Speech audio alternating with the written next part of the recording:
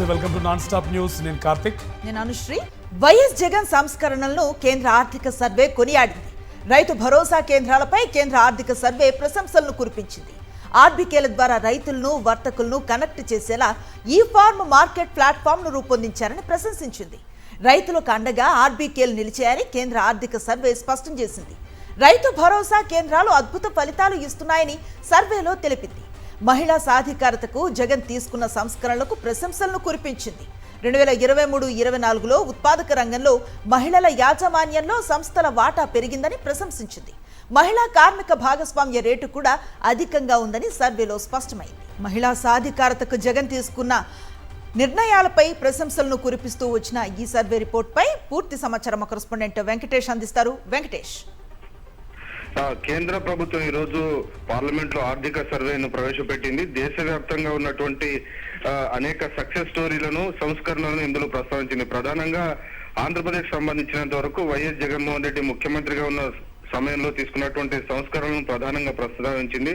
వ్యవసాయ రంగంలో ఆయన తీసుకున్నటువంటి సంస్కరణను ప్రస్తావిస్తూ ప్రధానంగా రైతు భరోసా కేంద్రాల ద్వారా రైతులను వ్యాపారులను అనుసంధానించేలా ఈ ఫార్మ్ మార్కెట్ ప్లాట్ఫామ్ ను ఏర్పాటు చేశారు. సో ఈ అంశాన్ని ప్రధానంగా ప్రస్తావించింది. దీని కారణంగా రైతులందరికీ కూడా గిట్టుబాటు ధర కల్పించే విధంగా అవకాశం ఏర్పడింది. సో ఇలాంటి డిజిటల్ ఇన్నోవేషన్స్ ద్వారా రైతు భరోసా కేంద్రాల ద్వారా వీటిని ఉపయోగించడం వల్ల రైతులకు వర్తకులకు ప్రయోజనం జరిగింది. ప్రధానంగా వ్యవసాయ రంగంలో సంస్కరణల కోసం ఉద్దేశించినటువంటి ఈ డిజిటల్ ప్లాట్ఫామ్ డెఫినెట్ గా రైతులకు అలాగే ఈ వర్తకులకు మధ్య ఒక అనుసంధానం లాగా పనిచేసిందనేటువంటి విషయాన్ని ప్రధానంగా ప్రస్తావించింది. వీటితో పాటు మహిళా సాధికారతకు తీసుకున్నటువంటి సంస్కరణను కూడా ఈ రోజు ఆర్థిక సర్వే ప్రశంసించింది. 2021-22 సంవత్సరంలో 22.4% మహిళా ఓనర్షిప్ లో ఉన్నటువంటి సంస్థల వాటా పెరగ్గా అక్కడి నుంచి 2023-24 వరకల్లా 26.2% పెరిగింది. సో కంప్లీట్ గా ఇది గ్రోత్ స్టోరీకి ఇది అద్దం పట్టింది అనేటువంటి విషయాన్ని ప్రధానంగా ప్రస్తావించింది. వాటితో పాటు మహిళా కార్మిక భాగస్వామ్య రేటు కూడా అధికంగా ఉందనేటువంటి విషయాన్ని కూడా ఈ రోజు కేంద్ర ఆర్థిక సర్వే తన నివేదికలో వెల్లడించినటువంటి పరిస్థితి. వీటితో పాటు ప్రధానంగా ల్యాండ్ టైటిలింగ్ యాక్ట్ కి సంబంధించినటువంటి విషయంలో కూడా డిజిటల్ ల్యాండ్ రికార్డ్స్ రూపొందించేటువంటి క్రమంలో భాగంగా చేపట్టినటువంటి భూ సర్వే కూడా ప్రధానమైనటువంటి సంస్కరణలను వైఎస్ జగన్మోహన్ రెడ్డి ముఖ్యమంత్రిగా ఉన్నటువంటి సమయంలో చేపట్టారు. సో ఈ సాహసోపేతమైనటువంటి సంస్కరణను కూడా ఈ రోజు ఆర్థిక సర్వే ప్రశంసించినటువంటి పరిస్థితి. సో ఇలా అనేక సంస్కరణలు వ్యవసాయ రంగంలోనూ అలాగే మహిళా సాధికారతకు కానీ అలాగే రైతు భరోసా కేంద్రాల ద్వారా రైతులకు అండగా నిలబడేందుకు వైఎస్ జగన్మోహన్ రెడ్డి ప్రభుత్వం చేసినటువంటి సంస్కరణలన్నీ కూడా దేశంలో ఉన్నటువంటి ఇతర రాష్ట్రాలు కూడా ఆదర్శంగా తీసుకోవాలన్నది ఈ సర్వే ఉన్నటువంటి అభిమతం. ఆంధ్రప్రదేశ్ తో పాటు మధ్యప్రదేశ్ కూడా రైతులకు సంబంధించినటువంటి ఇదే తరహా ఒక ప్లాట్ఫామ్ ను రూపొందించింది, ఈ మార్కెట్ ప్లాట్ఫామ్. సో ఆ అంశాన్ని కూడా ప్రస్తావించింది. సో దేశవ్యాప్తంగా ఉన్నటువంటి ఒక సక్సెస్ స్టోరీస్, గ్రోత్ ట్రాజెక్టరీకి సంబంధించినటువంటి స్టోరీస్ అన్ని వివరిస్తూ ఈ ప్రధానంగా సంస్కరణల దిశగా వైఎస్ జగన్మోహన్ రెడ్డి ప్రభుత్వం తీసుకున్నటువంటి అనేక అంశాలను ఈ రోజు కేంద్ర ప్రభుత్వం ఆర్థిక సర్వేలో వెల్లడించింది. Right, thank you Venkatesh.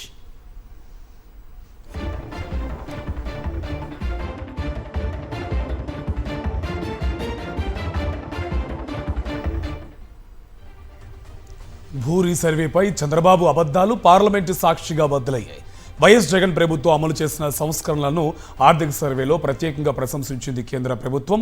2021లో AP ప్రభుత్వం రీసర్వే ప్రాజెక్టును చేపట్టింది. డ్రోన్ టెక్నాలజీని ఉపయోగించి GIS సహాయంతో tamper proof digital land titles ఇచ్చిందని ఆర్థిక సర్వేలో కేంద్రం ప్రత్యేకంగా ప్రస్తావించింది. ఏపీలో 6,901 గ్రామాల్లో 81 లక్షల భూ సరిహద్దుల్లో సర్వే నిర్వహించారని, అలాగే 86,000 భూ సరిహద్దు వివాదాలు పరిష్కారమయ్యాయని తెలిపింది. ఆంధ్రప్రదేశ్ మాజీ ముఖ్యమంత్రి వైఎస్ జగన్ విజన్ను కొనియాడింది కేంద్రం.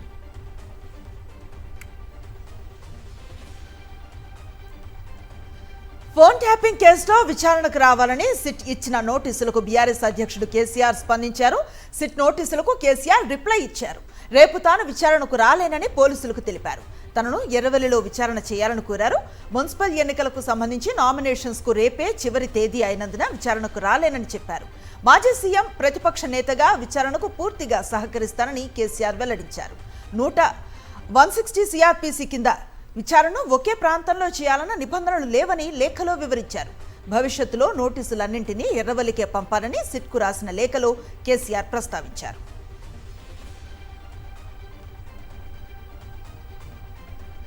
కేసీఆర్కు సిట్ నోటీసులు అత్యంత దుర్మార్గమని ధ్వజమెత్తారు బీఆర్ఎస్ వర్కింగ్ ప్రెసిడెంట్ కేటీఆర్. రాజకీయ కక్ష సాధింపులో భాగంగానే సిట్ నోటీసులు ఇచ్చారని ఆయన మండిపడ్డారు.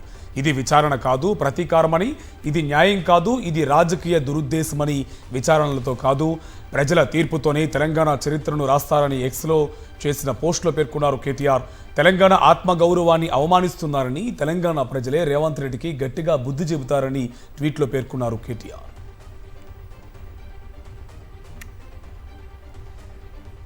బీఆర్ఎస్ అధినేత కేసీఆర్ కు సిట్ నోటీసులు ఇవ్వటంపై ఎక్స్ లో హరీష్ రావు ఫైర్ అయ్యారు. రాజకీయ కక్షతోనే రేవంత్ రెడ్డి కుట్రలు కుతంత్రాలు అని మండిపడ్డారు. సిట్ పేరుతో నోటీసులు ఇవ్వటం చిల్లర రాజకీయాలకు పరాకాష్ట అన్నారు.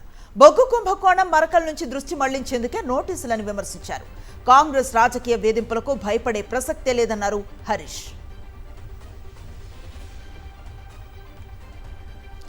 కాంగ్రెస్ ప్రభుత్వం సైతం ఫోన్ ట్యాపింగ్ కు పాల్పడుతుందన్నారు బీజేపీ చీఫ్ రామచంద్రరావు. ప్రస్తుతం కొనసాగుతున్న ఫోన్ ట్యాపింగ్ కేసులో ఓన్లీ యాక్టింగ్ మాత్రమే ఉందని, ఎలాంటి యాక్షన్ లేదన్నారు.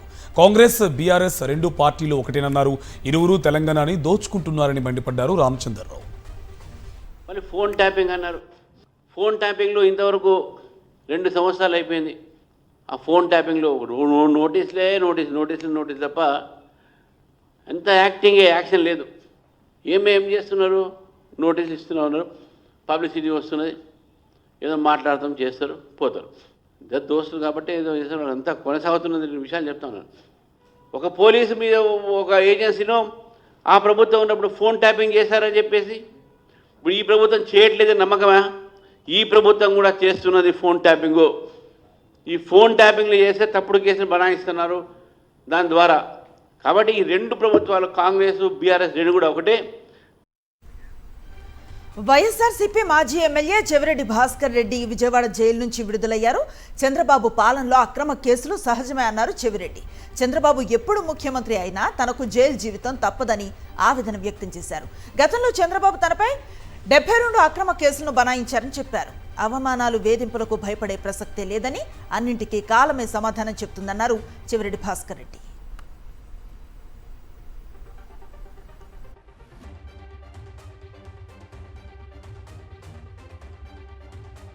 చంద్రబాబు గారు ఎప్పుడు ముఖ్యమంత్రి అయినా నాకు అరెస్టులు తప్పేటట్లేవు, శిక్షలు తప్పేటట్లేవు. తన ఊరు నుంచి ఎదిగాను కాబట్టి తట్టుకోలేక నన్ను వేధిస్తూనే ఉంటారు. 2014 నుంచి 19 వరకు తన ముఖ్యమంత్రిగా ఉన్నప్పుడు 72 కేసులు పెట్టాను నా పైన. చంద్రబాబు ముఖ్యమంత్రి అయినప్పుడల్లా అరెస్టులు కావడం సహజం. అనేక నెలలు అప్పుడు జైల్లో పెట్టారు, అనేక జైళ్ళు తిప్పారు. ఇప్పుడు ఒకేసారి 230 రోజులు జైల్లో పెట్టారు, 8 నెలల పాటు జైల్లో పెట్టారు. మరలా ముఖ్యమంత్రి అయ్యారు చంద్రబాబు గారు, మరలా ముఖ్యమంత్రి అయ్యారు కాబట్టి మరలా జైల్లో పెట్టారు. మరలా జైలుకి పంపి కక్ష సాధింపు చర్యలు పాల్గొంటున్నాడు. సరే ఈసారి ఏం చేస్తున్నారు? నా ఒక్కరితో వదిలారంటే నా ఒక్కరితో వదల్లా. ఈసారి జగనన్న, మా లీడర్ జగనన్న నా కొడుకుని చంద్రబాబు సొంతూరికి మా పార్టీ తరఫున ఎమ్మెల్యే అభ్యర్థిగా పెట్టాడు. నా కొడుకు ఎమ్మెల్యే అభ్యర్థిగా పోటీ చేశాడు కాబట్టి వాడి మీద ఇప్పటికి 10 కేసులు పెట్టారు, వాడిని వేధిస్తున్నారు. సరే వాడితో వదిలారంటే జగనన్న మా రెండో కొడుకు హర్షిత్ రెడ్డి అని ఉంటాడు. ఇది స్టూడెంట్ లీడర్గా అతన్ని జగనన్న అపాయింట్ చేసి పార్టీ తరఫున విద్యార్థి నాయకుడిగా రాష్ట్ర వర్కింగ్ ప్రెసిడెంట్గా పెట్టారు. వాడు రాష్ట్ర వర్కింగ్ ప్రెసిడెంట్గా విద్యార్థి నాయకుడు అయ్యాడని ఇప్పుడు వాడి మీద కూడా కేసులు పెట్టారు, వాడిని అరెస్ట్ చేస్తామంటున్నారు. చంద్రబాబు నాయుడు గారు పుట్టినటువంటి ఊరిలో నేను పుట్టడం తప్ప? చంద్రబాబు నాయుడుకు పుట్టినటువంటి గ్రామంలో నేను పుట్టడంతో నాకేంటి సంబంధం? నేను పుట్టినంత మాత్రం నేను కక్ష సాధింపు చర్యలు చేస్తే ఎట్లా? ఇంకా చంద్రబాబు గారికి మిగిలింది మా నాన్న ఎట్లాగో చనిపోయారు, మిగిలింది మా అమ్మ, నా భార్య. ఇంకా వాళ్ళిద్దరి మీద కూడా చంద్రబాబు గారు కేసులు పెడితే సకుటుంబం అంతా చంద్రబాబు గారు బాధితులే అవుతాం. సకుటుంబం అంతా చంద్రబాబు గారి బాధితులే అవుతాం. పెట్టుకోండి, మీకు ఓపుకున్నన్ని కేసులు పెట్టండి, ఓపుకున్న రోజులు జైల్లో పెట్టండి. మీరు ఎప్పుడు సంతోషపడతారో అప్పుడే కేసులు పెట్టడం తగ్గించండి. ఎంతమంది ఒకటై వేధించినా, ఎంతమంది అసత్య ప్రచారాలతో అవమానాలు చేసినా, ఎవరెన్ని ఇబ్బందులు పెట్టినా ఎలా తట్టుకోవాలో మా లీడర్ జగనన్న ఎదుర్కొంటున్న అన్ని దగ్గరగా బాగా దగ్గరగా జగనన్నతో ఉండి చూసిన వాడిని. మా లీడర్ ఎదుర్కొంటున్న అవమానాలు, మా లీడర్ని పెడుతున్నటువంటి ఇబ్బందులు, మా లీడరు పైన చేస్తున్నటువంటి అసత్యపు దాడులు అనేకం అత్యంత దగ్గరగా మా లీడర్ని, మా జగనన్నని దగ్గరగా చూసిన నేను ఇలాంటి కేసులకు, అసత్యపు ప్రసారాలకు, అవమానాలకు, ఇలాంటి జైలు శిక్షలకు భయపడతానని ఎలా అనుకుంటారు? ఆంధ్రప్రదేశ్ రాజకీయ చరిత్రలో ఒక భారీ కుట్ర పూర్తిగా బద్దలైంది. అబద్ధాల పునాదులపై విష ప్రచారంతో మత చిచ్చును రాజేసే కుతంత్రం చేశారు చంద్రబాబు. ముఖ్యమంత్రి హోదాలో ఆయన రచించిన కుట్ర చివరకు పటాపంచులైంది. నిజం గెలిచింది, అబద్ధం ఓడిపోయింది. తిరుమల వెంకన్న ఆలయాన్ని వేదికగా చేసుకుని స్వామివారి ప్రసాదాన్ని ఆయుధంగా మార్చిన చంద్రబాబు నాటకం పూర్తిగా భగ్నమైంది. రాజకీయ స్వార్థం కోసం కోట్లాది మంది భక్తుల మనోభావాలతో ఆడుకున్నారు చంద్రబాబు. రాష్ట్రాన్ని అగ్నిగుండంగా మార్చాలన్న కుట్ర చేశారు. ఆ మంటల్లో తానే చలి కాచుకోవాలని కుట్రపూరిత ఆలోచనకు బీజం వేశారు. కానీ చంద్రబాబు దుర్మార్గపు కుట్రను సాక్షాత్తు తిరుమల వెంకన్న స్వామి కూల్చేశాడు. ముఖ్యమంత్రి హోదాలో ఉన్న చంద్రబాబు 2024 సెప్టెంబర్ 18న కూటమి ఎమ్మెల్యేల సమావేశంలో ఓ మహాపాతకం చేశారు. తిరుమల లడ్డూలో జంతువుల కొవ్వు కలిసిందని ఆధారాలు లేకుండా మాట్లాడి కుట్రకు పునాదరాయి వేశారు. ఆ రోజు రాష్ట్రంలో ప్రారంభమైన విష రాజకీయానికి మరికొందరు జత కలిశారు. తెలుగుదేశం పార్టీ, పవన్ కళ్యాణ్తో పాటు కూటమికి ఊడిగం చేసే ఎల్లో మీడియా ఈ విష ప్రచారాన్ని రాష్ట్ర వ్యాప్తం చేసింది. లడ్డు ప్రసాదంలో జంతువుల కొవ్వు కలవలేదని సిబిఐ సిట్ తేల్చడంతో చంద్రబాబు అబద్ధాల కోట పూర్తిగా కూలిపోయింది.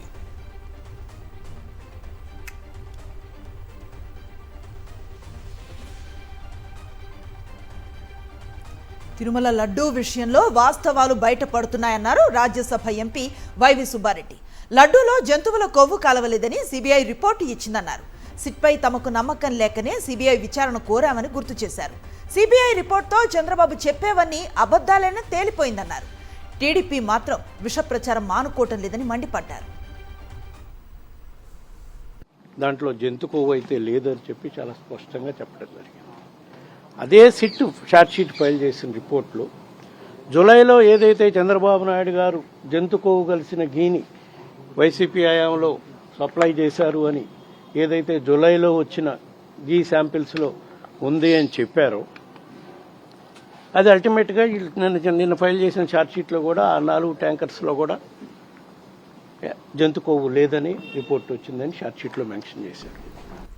శ్రీవారి ఆలయాన్ని చంద్రబాబు, పవన్ కళ్యాణ్ వారి స్వార్థ రాజకీయాలకు వాడుకుంటున్నారని మండిపడ్డారు. టీటీడీ మాజీ చైర్మన్ భూమన కరుణాకర్ రెడ్డి శ్రీ మహావిష్ణువు మీదనే చంద్రబాబు దాడి చేశారని ఆగ్రహం వ్యక్తం చేశారు.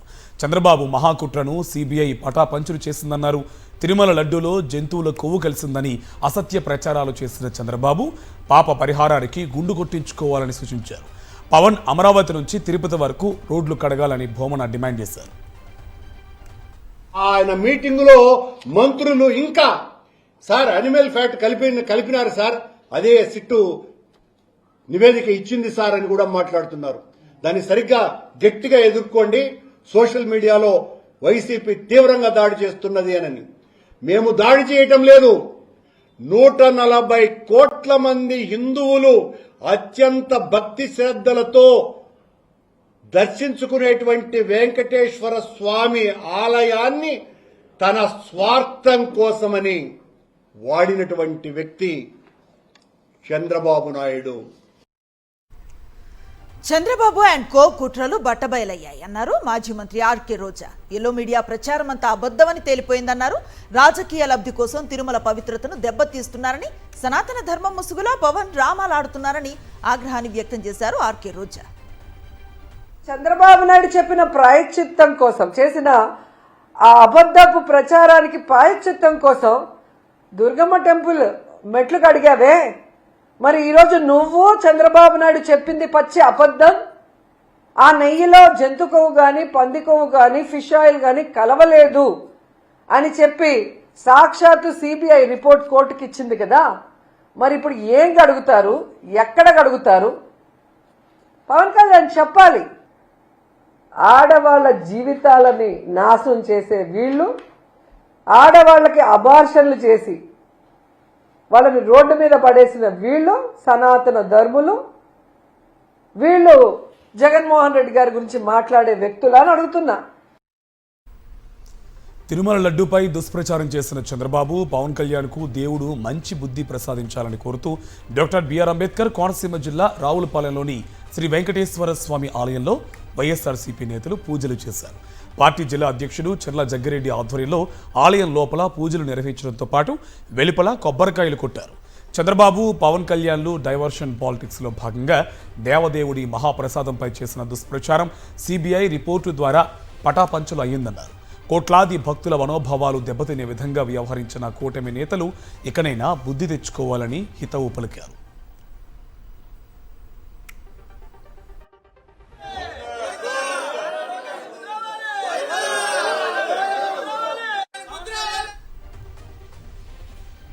వివాదాస్పద ఫ్లెక్సీలపై తాడేపల్లి పిఎస్లో వైఎస్ఆర్సీపీ నేతలు ఫిర్యాదు చేశారు.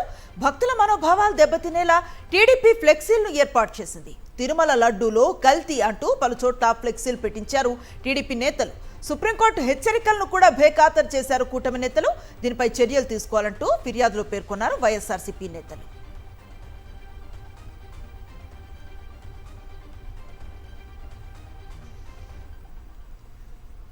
తాడేపల్లి వైఎస్ఆర్సీపీ కేంద్ర కార్యాలయంలో ఆ పార్టీ అధినేత వైఎస్ జగన్మోహన్ రెడ్డిని జంగారెడ్డిగూడెం పొగాకు రైతులు కలిశారు.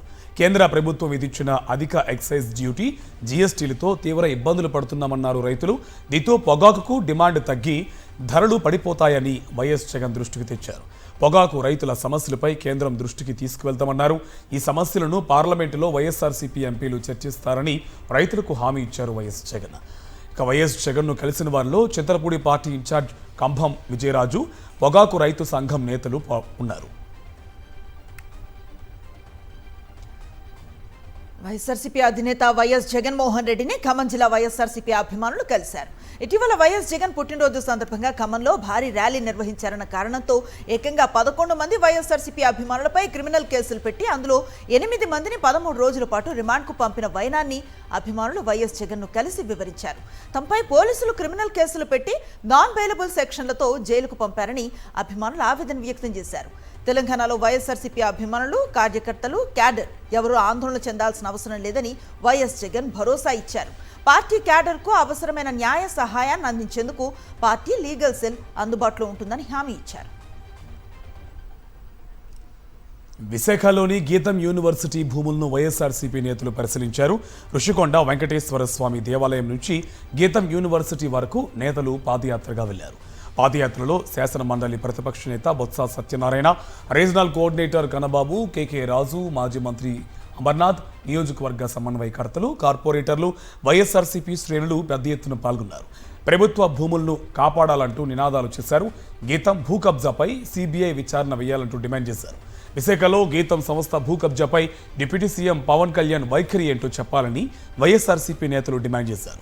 గతంలో విశాఖలో ఊగిపోయిన పవన్ ఇప్పుడు ఎందుకు మాట్లాడడం లేదని నిలదీశారు. విశాఖలో భూ కేటాయింపులు దేశంలోనే పెద్ద స్కామ్ అన్నారు వైఎస్ఆర్సీపీ నేతలు. ఇప్పటికే కౌన్సిల్ సమావేశాన్ని అడ్డుకుంటామని వైఎస్ఆర్సీపీ ప్రకటించింది.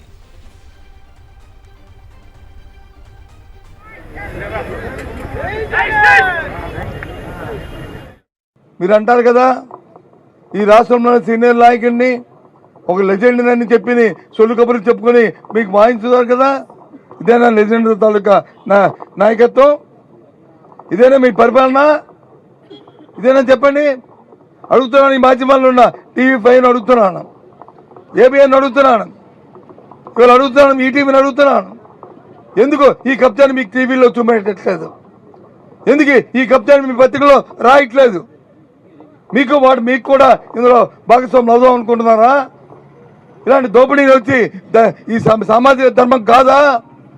సామాజిక న్యాయం కాదా మీకు ఇది? దీన్ని అడ్డుకట్ట వేయాల్సిన బాధ్యత మీకు లేదా? వికృత చేష్టలతో తెలుగు రాష్ట్రాల్లోనే కీచక ఎమ్మెల్యేగా సంచలనం సృష్టించిన రైల్వే కోడూరు ఎమ్మెల్యే అరవ శ్రీధర్పై కూటమి ప్రభుత్వం ఎలాంటి చర్యలు తీసుకోలేదు. అసలు బాధితురాలు ఫిర్యాదును పోలీసులు పట్టించుకున్న పాపాన పోలేదు.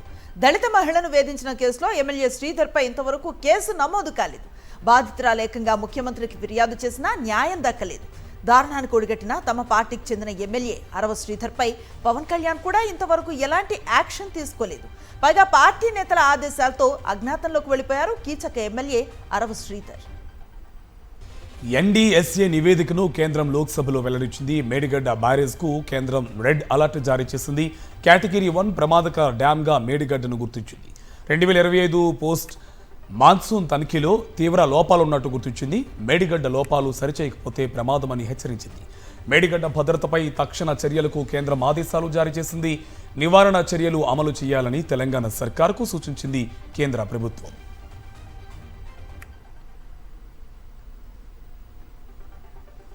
ప్రముఖ ఆధ్యాత్మిక క్షేత్రం శ్రీశైలంలో కొత్త వివాదం రాచుకుంది.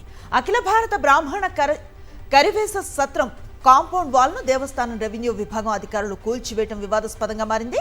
దేవస్థాన అసిస్టెంట్ కమిషనర్ చంద్రశేఖర్ ఏకపక్షంగా వ్యవహరించి సత్రం ప్రహారీ గోడను జేసీబీతో కూల్చివేయించారని బ్రాహ్మణ సంఘాలు మండిపడుతున్నాయి. బ్రాహ్మణ సత్రం కాంపౌండ్ వాల్ కూల్చివేతపై వైఎస్ఆర్సీపీ ఆగ్రహాన్ని వ్యక్తం చేసింది.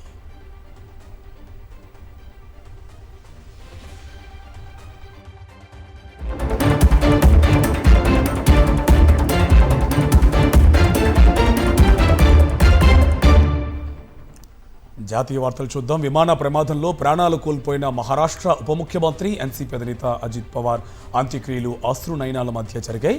బారామతిలోని విద్యా ప్రతిష్టాన్ మైదానంలో అజిత్ దాదా అంతిమ సంస్కారాలు నిర్వహించారు. కుటుంబ సభ్యులు అధికారిక లాంఛనాలతో లాస్ట్ రైట్స్ జరిగాయి. అజిత్ పవార్ కుమారులు పార్థ్ జై పవార్ తండ్రి అంతిమ సంస్కారాలు నిర్వహించారు. కేంద్ర హోంమంత్రి అమిత్ షా, బీజేపీ జాతీయ అధ్యక్షుడు నితిన్ నబీన్ అజిత్ పవార్ అంత్యక్రియలకు హాజరయ్యారు. శరద్ పవార్ను పరామర్శించారు. కేంద్ర మంత్రి నితిన్ గడ్కరీ, మహారాష్ట్ర ముఖ్యమంత్రి దేవేంద్ర ఫడ్నవీస్, డిప్యూటీ సీఎం ఏక్నాథ్ షిండే సహా పలువురు నాయకులు, పలు రంగాల ప్రముఖులు అంత్యక్రియల్లో పాల్గొన్నారు. తమ అభిమాన నాయకుడికి కన్నీటి వీడ్కోలు పలికేందుకు పెద్ద సంఖ్యలో జనం తరలివచ్చారు.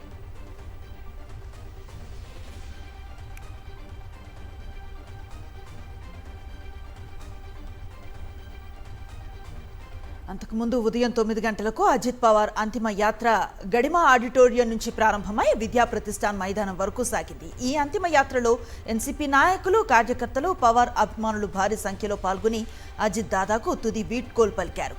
అజిత్ దాదా అమర్ రహే అంటూ నినాదాలు చేశారు. అజిత్ అంత్యక్రియల నేపథ్యంలో బారామతి జనసంద్రంలా కనిపించింది. పవార్ అభిమానులు, పార్టీ కార్యకర్తలతో రోడ్లన్నీ నిండిపోయాయి.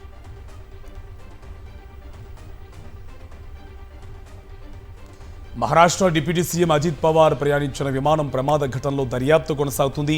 ఎయిర్ క్రాఫ్ట్ బ్లాక్ బాక్స్ను గుర్తించి విశ్లేషిస్తున్నారు ఏఏఐబీ అధికారులు. స్పాట్ను సందర్శించి ఆధారాలు సేకరించారు.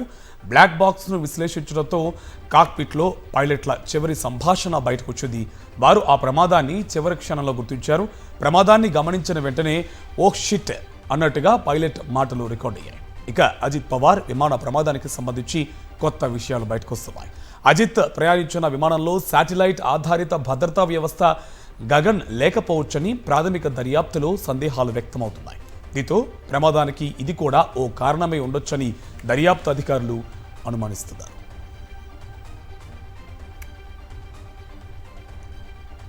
మహారాష్ట్ర డిప్యూటీ సీఎం అజిత్ పవార్ మృతితో ఖాళీ అయిన ఆ పదవికి ఆయన సతీమణి సునేత్ర పవార్ను ఎంపిక చేసే అవకాశాలున్నట్లుగా తెలుస్తోంది. ఈ మేరకు ఎన్సీపీ వర్గాలు మహాయుతి కూటమి నేతలతో చర్చలు జరుపుతున్నట్లుగా సమాచారం. ప్రస్తుతం సునేత్ర పవార్ రాజ్యసభ ఎంపీగా ఉన్నారు. డిప్యూటీ సీఎంగా ఎంపిక చేస్తే బారామతి నియోజకవర్గానికి జరిగే ఉప ఎన్నికల్లో ఆమె పోటీ చేసే అవకాశాలున్నాయి. అంతేకాక ఎన్సీపీ అధ్యక్ష పగ్గాలకు కూడా ఆమెకే అప్పగించాలని పార్టీ నాయకులు కోరుతున్నట్లుగా సమాచారం. దీనిపై ఆమెతో చర్చలు జరుపుతున్నట్లుగా తెలుస్తోంది.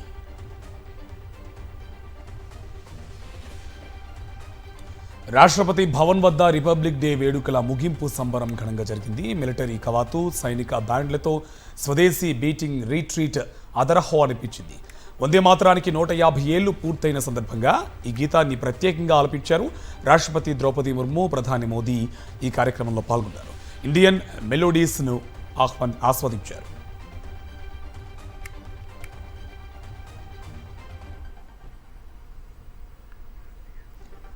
బడ్జెట్ సమావేశాల్లో అర్థవంతమైన చర్చలు జరగాలని, వికసిత భారత్ కోసం ఎంపీలు కృషి చేయాలని ప్రధాని మోదీ పిలుపునిచ్చారు.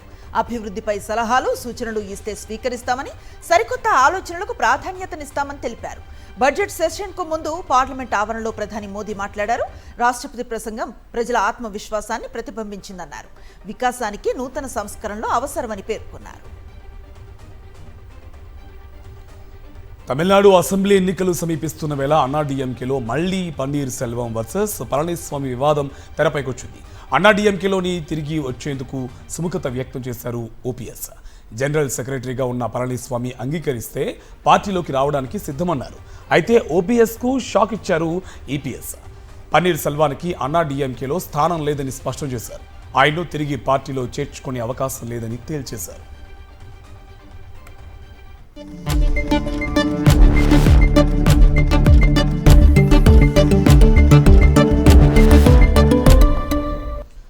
బిజినెస్ అప్డేట్స్ చూద్దాం. దేశీయ స్టాక్ మార్కెట్లు ఇవాళ కూడా లాభాల్లో ముగిశాయి. ఉదయం నష్టాల్లో ప్రారంభమై ట్రేడింగ్ క్లోజ్ అయ్యే సమయానికి లాభాల్లో ముగిశాయి. సెన్సెక్స్ 221 పాయింట్ల లాభంతో 82,566 పాయింట్ల వద్ద స్థిరపడింది. అలాగే నిఫ్టీ 76 పాయింట్ల లాభంతో 25,419 వద్ద నిలిచింది.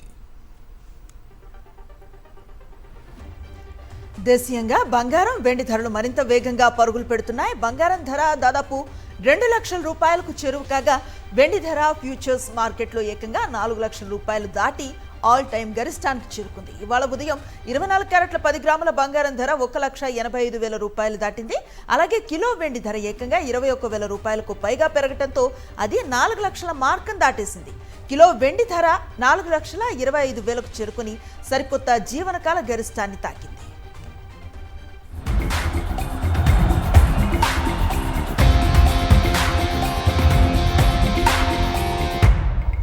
స్పోర్ట్స్ అప్డేట్స్ చూద్దాం. త్వరలో భారత్, శ్రీలంక వేదికలుగా జరగనున్న T20 వరల్డ్ కప్నకు సంబంధించి మెగా టోర్నీ ఓపెనింగ్ సెరమనీకి ముహూర్తం ఫిక్స్ అయింది.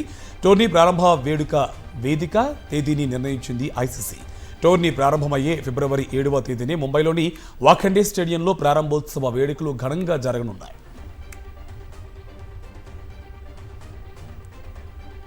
ఇవి non stop 9 PM news details. Magazine story ప్రసారం అవుతుంది. Stay tuned.